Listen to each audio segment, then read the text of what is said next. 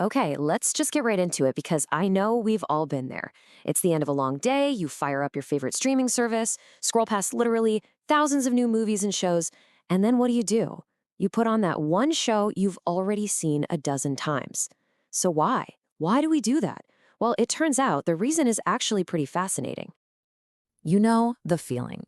Maybe for you, it's settling in to hear that all too familiar theme song from Dunder Mifflin. You know exactly when Jim's gonna look at the camera. You know every single beat, every joke, every cringy Michael Scott moment. Or hey, maybe you're queuing up Central Perk. Totally ready to hear Joey say how you doing for what feels like the millionth time. At a certain point, it's not even like watching a show anymore, is it? It's more like catching up with old friends. Now, you might think, oh man, I'm just stuck in a rut. But the science says something totally different. This little habit of yours, it's not a bug. It's actually a brilliant feature your brain is using to its advantage.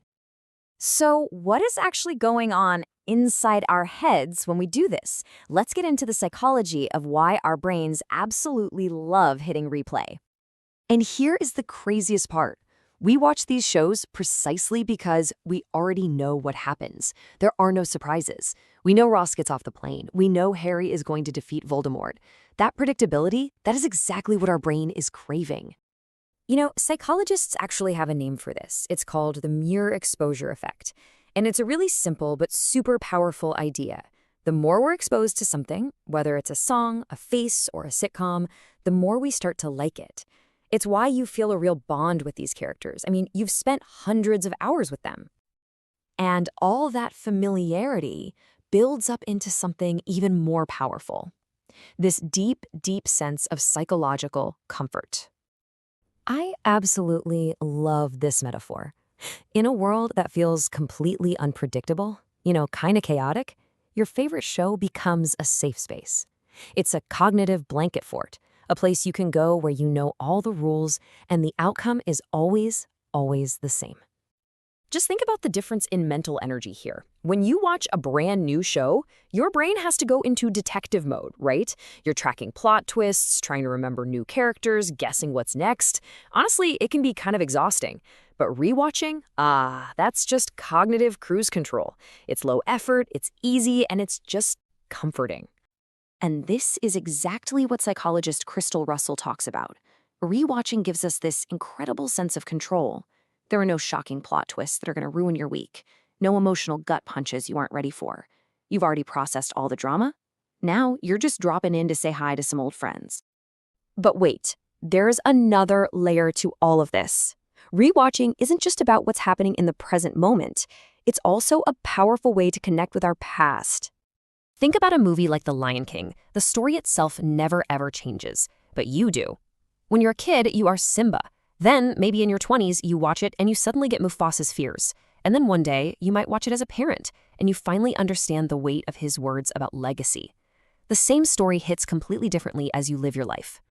And that's because these stories are basically time capsules. When you press play, you're not just watching a show. You're visiting a previous version of yourself.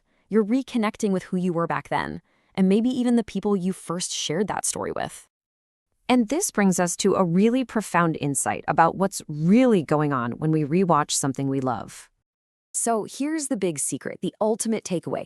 The show, the movie, that's not what's different. You are. Every single time you watch it, it's a unique experience because you are bringing new memories, new heartbreaks, new wisdom, a new self to the screen.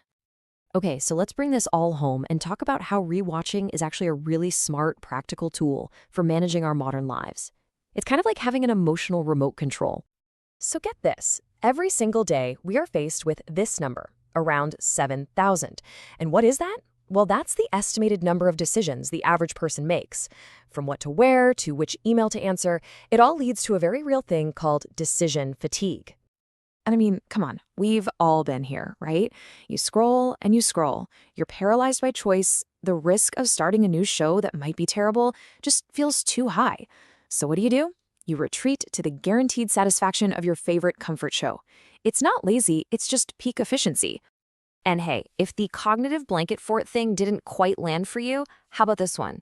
It's like a weighted blanket for your brain. The predictable story, the guaranteed resolution, it can actually reduce anxiety and give you a real sense of calm and safety.